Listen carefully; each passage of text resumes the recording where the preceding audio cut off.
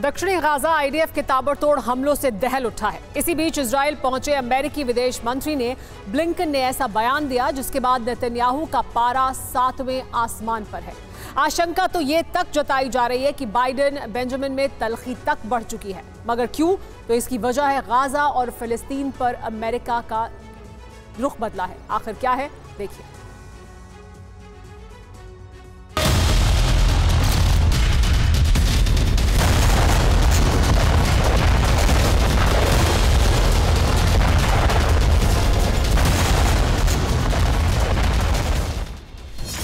Gaza पट्टी, जिसे बारूद से पाटने के लिए अमेरिका ने हथियारों की खेप इजराइल भेजी। गाजा में सीज फायर ना हो, इसके लिए अमेरिका ने वीटो तक लगाया। लेकिन अब उसी गाजा के चलते इजराइल और अमेरिका में तकरार बढ़ चुकी है। दोनों देशों के बीच फिलिस्तीन के विस्थापन को लेकर तलवारें खिंच चुकी है। जी हां, अरब देशों के दौरे के बाद अमेरिकी विदेश मंत्री एंटनी ब्लिंकन तेल अवीव पहुंचे और इसी दौरान ब्लिंकन की तरफ से एक बयान सामने आया, जिसके बाद यूएस इजराइल के बीच तलखी बढ़ने की आशंका जताई जा रही है।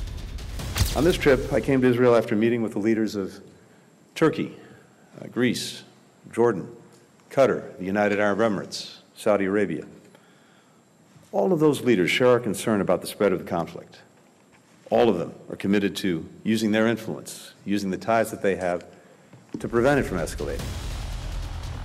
यह कोई पहला मौका नहीं है कि अमेरिका की तरफ से गाजा में जंग रोकने और फिलिस्तीन के विस्थापन की बात कही गई है। महाशक्ति अमेरिका बार बार यह कह रहा है कि जंग खत्म होने के बाद गाजा और वेस्ट बैंक की सत्ता पीए यानी फिलिस्तीनी अथॉरिटी को सौंप दी जाए, लेकिन इजराइल इस फैसले के पक्ष में नहीं है। दरअसल गाजा से तबाही की जो तस्वीरें सामने आ रही हैं, उसके चलते अरब देशों की अमेरिका से दूरी बढ़ती जा रही है। ऐसे में अमेरिका पर जंग रोकने का दबाव है।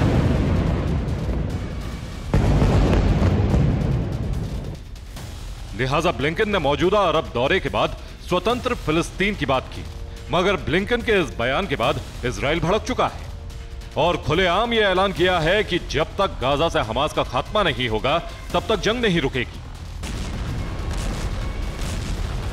अपने इसी प्रण के चलते इजराइल ने बीती रात दक्षिणी गाजा के खान यूनिस में भीषण तबाही मचाई, ताबड़तोड़ अंदाज में हमले किए। इतना ही नहीं, राफा क्रॉसिंग में भी इजराइल का बारूदी तांडव जारी रहा।